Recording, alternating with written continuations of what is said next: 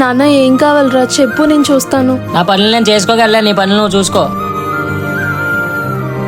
నాన్న బయటికి వెళ్తున్నట్లున్నా ఎదురొస్తాను, ఉండరా. నువ్వు ఎదురొస్తే నా పని అయినట్టే. తమ్ముడు, ఇప్పుడు నీ పని జరగాలంటే వెంటనే 10,000 కట్టాలరా.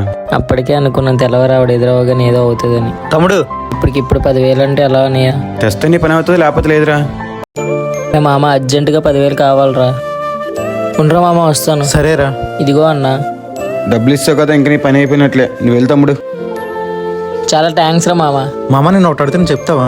ఏంట్రా? మీ అమ్మ అంటే నీకు ఎందుకు అంత కోపము? ఇప్పుడు ఆవిడ కోసం ఎందుకు లేరా? చెప్పరా. చిన్నప్పటి నుంచి నేను అంటేనే ఆవిడకి ఇష్టం ఉండదురా. ఏ పని చేసినా అది చేయొద్దు ఇది చేయొద్దు అని నష్టపెడుతూనే ఉంటదిరా. అందుకే ఆవిడంటే నాకు చిరాకురా. రే, డబ్బులు ఇచ్చింది మీ అమ్మేరా.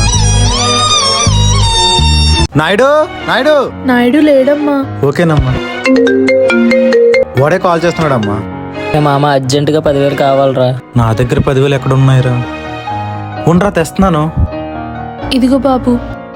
అమ్మ, వాడు ఎప్పుడు మిమ్మల్ని తల్లిలాగా చూడడు. మీరు ఎందుకమ్మా వాడి గురించి అంత తప్పని పడుతున్నారు? పిల్లలే తల్లిదండ్రులను వద్దనుకుంటారు, కానీ తల్లిదండ్రులు ఎప్పుడు పిల్లల్ని వద్దనుకోరు నాన్న.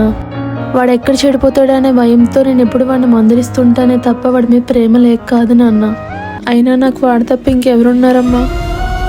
అయినా నీకేం తెలుస్తుంది అమ్మ విలువ? అమ్మ లేని వాళ్ళని అడగరా, చెప్తారు అమ్మ కోసం.